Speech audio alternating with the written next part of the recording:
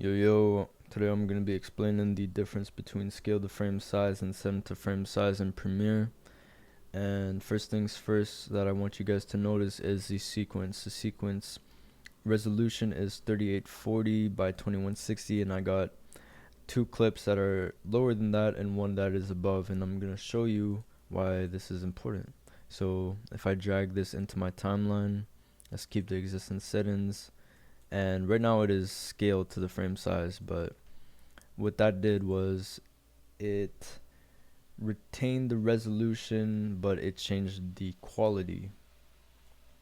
So the normal eye, can't even tell. I don't even think I could tell. But what setting the frame size would do is retain the quality, but it changed the scale.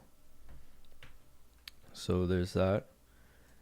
But as you can see, setting to frame size doesn't change the scale at all. Now let's go to this picture here, which is also set to the frame size. If it wasn't, it would look like this. And when it's set to the frame size, it will minimize it actually and retain the quality. But if we set it to the frame size, it will look like that.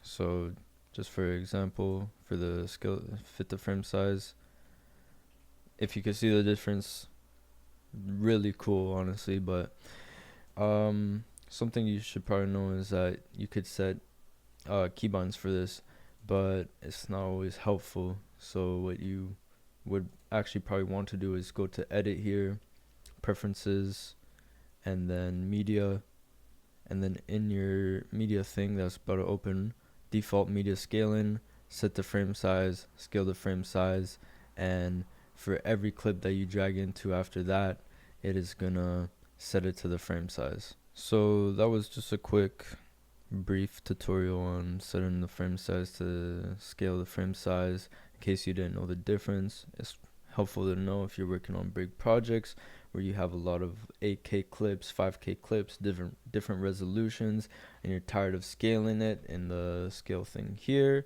and making it big and making it small, and it's just a perfect tool for if you're having that issue.